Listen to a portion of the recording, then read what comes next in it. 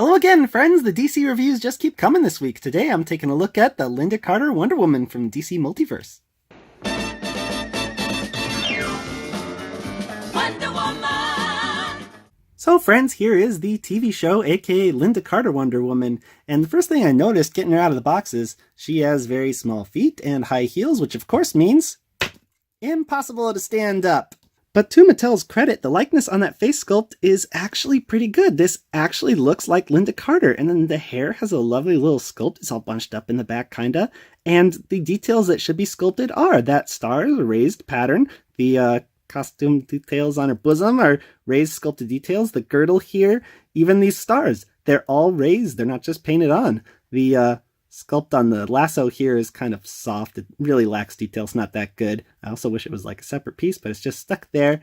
And then these thighs. I'm not sure if the real Lynda Carter would approve of these really pencil straight thighs. Like, she was like a voluptuous lady, wasn't she? Didn't she have like some curvy thighs? And, you know, I think real human thighs have a bit more meat on them and they're a bit more curvy. These look like pencils. And then those knees. Don't get me started on the knees. Like, are these human knees? I know certain sacrifices have to be made for articulation sometimes, but I've seen knees done better on double-jointed female figures. That's kind of bad there. And then the boots, I do like the little wrinkles they sculpted in the boots, and even this line here is a raised sculpted detail. So the sculpt has some issues pretty much from the thigh to the knee there, but otherwise is pretty good. Even the rope is not that bad, really. If we start looking at the paint, I am most impressed with the paint on the face. There's no slop in those eyes, and they look pretty photorealistic. That looks like a real lady wearing makeup, and that looks like real lipstick there. That is very good. However, when we come down, what's that? Gold paint there. That needs to get cleaned up. I need to go get some paint remover or something. And then there's a little bit of slop with the application of the stars to their sculpted lines, but it's mostly good. It's really just that bit of slop that's the worst part. And then is it just me? Or are her legs like a different skin tone than the rest of her body? I'm not sure. It could just be my imagination. Because other than that one bit of slop, I think the paint is very good on this, actually. Now let's talk about Wonder Woman's articulation. So she supposedly has a ball joint at the head, but it doesn't go up or down at all, really. I'd be inclined to say that the hair kind of gets in the way. However, I've seen ball joints on other Mattel figures that are just not good. And the hair doesn't seem to get in the way of her doing a swivel. So what's the problem, Mattel? Why can't Wonder Woman look up? She can fly. Well, not in the TV show, really. I don't think she ever flew. Anyways, she's got hinge and swivel shoulders that are very nice. They get pretty much above 90 degrees. That's very good. She's got a swivel bicep, and then only single hinged elbows for some reason, although she also swivels at the elbow, so I guess that's nice. And hinge and swivel wrists! Hinges on Mattel figures? We are living in strange times. She has an ab crunch, goes that far forward, that far back, and a twist waist, ball hinge hips that go get great range. She can literally do the splits, which is kind of appropriate for female action figure. Females are supposed to be more flexible, apparently. They can go that far forward, and they can't really go back, which is disappointing, because, I mean, the Batman figure could actually go back. I mean, maybe if this were made of rubber or something, but, I mean, this ain't NECA. This is just Mattel, so whatever. She's got cuts at the thighs, double knees that they do get very good range, regardless of how I think they look.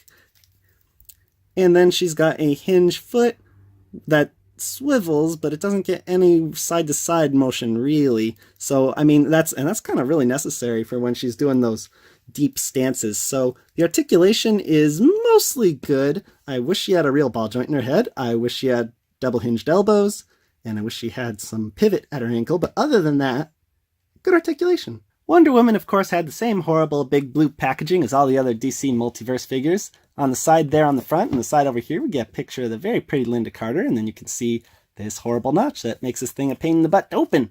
But on the back, we get a picture of the prototype figure, and oh, come on. The actual figure's face isn't that bad. I don't know what's with these prototype figures on the back of Mattel's boxes. They need to fix that. But up top, we get a little bio, and it says, Lynda Carter portrays Wonder Woman in the 70s TV series. A strong-willed, intelligent Amazon princess, she takes down enemies employing her indestructible bracelets, boomerang, tiara, and lasso of truth in her quest for peace and justice. She travels the world in her invisible jet. Very cool, and down here it's got a little quote that says, "Heroes fight for the right thing." That's a little generic, but, you know, she probably said it in the show. I mean, maybe. I don't know. They got the quote for their Batman figure wrong on that packaging. Anyways, if I recall from that Batman package, these things are a pain to open, but we will see. Thankfully there's no tape at this part now.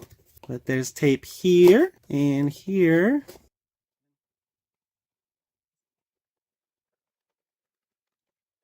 Gosh, I feel like you really have to rip this to get it out. And, there we go. Finally.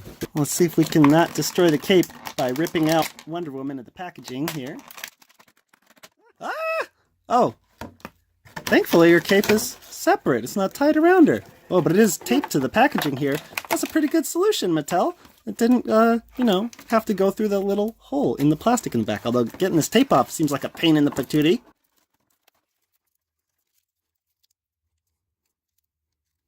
Oh, wow. That tape does not want to come off. That could be better. I mean, I don't know why you really need tape on there in the first place, Mattel, honestly. For accessories, first thing Wonder Woman comes with is her big American flag cape. Now, I don't really remember wearing this in the show, but I definitely have seen it in promotional material, so that is cool to have. And then she comes with a base that also has a bunch of pegs for it, which thank goodness she really needs, because she is impossible to get standing up. I had to sit her down over there for this part of the review. Then she gets a support stand for that base for flying poses, even though she didn't fly in the TV show. A big old card back for her base. And then these two alternate gripping hands. Now, I'm not really sure what those gripping hands are meant for, because her lasso is permanently attached to her hip here, and then her normal hands seem really stuck. At least this left one doesn't want to come out at all. I'm going to break the hand before I manage to pull it out. Got the right one out, though, and let's just pop this guy in. It's on a hinge, so there it goes. It's, you know, hinged. Alternate hands kind of swivel away as you try to pop them in, and yeah, so she's got a lasso hand and no lasso to hold. Good job, Mattel! Now maybe I guess those hands are meant for holding up her cape like she does in some promotional material, but first let's get the cape on her, actually. I'm gonna see if I can just tie it on in a simple little knot real quick.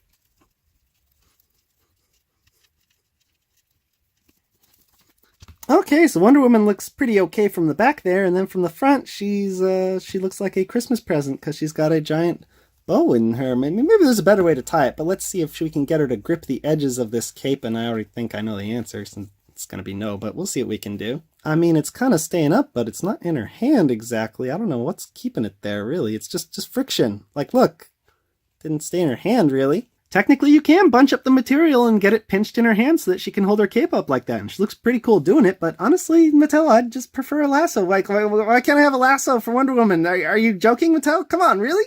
Anyways, Wonder Woman hardly ever wore that cape in the show, so we'll take it off now and see how she is standing on her base, which comes with all these little pegs, just like the Batman Forever figure did. Man, this thing is bundled up tightly. I need a knife to get this thing open. There we go. Okay, so in that little baggie we get 6 of these gold pegs for the base, and we get this one black peg. Now the black thing is to fill in this hole for the support stand when you don't want to use it, so that the base looks nicer, I guess. I mean, I don't know. And then we get 6 of these, and I don't know why. I understand having 6 holes, but wouldn't you just move that around when you want to change the position of the pegs so that the feet can go in different spots? I don't know. But the nice thing is, this base also opens up, and you can store accessories in it. I don't think the cape will fit, but the hands and all the spare pegs definitely will, as you can see there. Then that card back, which says DC Multiverse on the back, can just plug into the lip in the base like so, and you've got yourself an excellent way to stand Wonder Woman up, because it's not very easy to do otherwise. And those pegs are very nice and tight. I mean, she was even supporting herself with just one foot before I put the second one in. Like, I am impressed with this base, Mattel. I like these bases, actually. And then the last thing with the base is, of course, the support stand for sort of flying poses. Let's see how that works. So we'll just open up the base so we can pop out the pegs from earlier and that little black filler thing. And then our flight stand can pop on there. And it has an articulated arm, and then this peg goes in Wonder Woman's back. And now she's floating around. Let's get her in a flying pose. So she looks halfway decent there, I guess. The real problem with getting a cool flying pose is the way this arm is constructed, she'll always be pretty much oriented up and down, so you can't really get her to be forward like so, but then even if you could, she can't really look up because she's a Mattel figure. So I feel like the stand is really better for like jumping poses or something. But I mean, that's actually appropriate for Wonder Woman because I mean, that's what she did on the show. From what I remember, at least, she just jumped around, didn't really fly. Anyways, aside from not having a lasso and me not being sure what these gripping hands are for, the accessories are actually pretty good on this set. Although, I can't really give it a pass. It's a Wonder Woman figure that doesn't have a lasso to hold. Really, Mattel?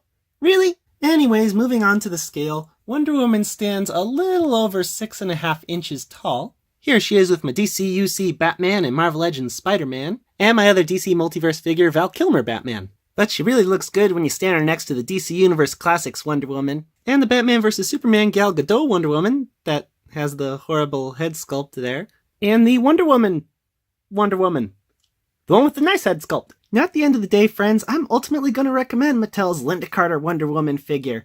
Yeah, I don't really like the thighs and the knees, and I really wish she had a lasso that she could actually hold, but other than that, I was pretty impressed with this. The head sculpt and the paintwork on it are both honestly really good, which is surprising from Mattel.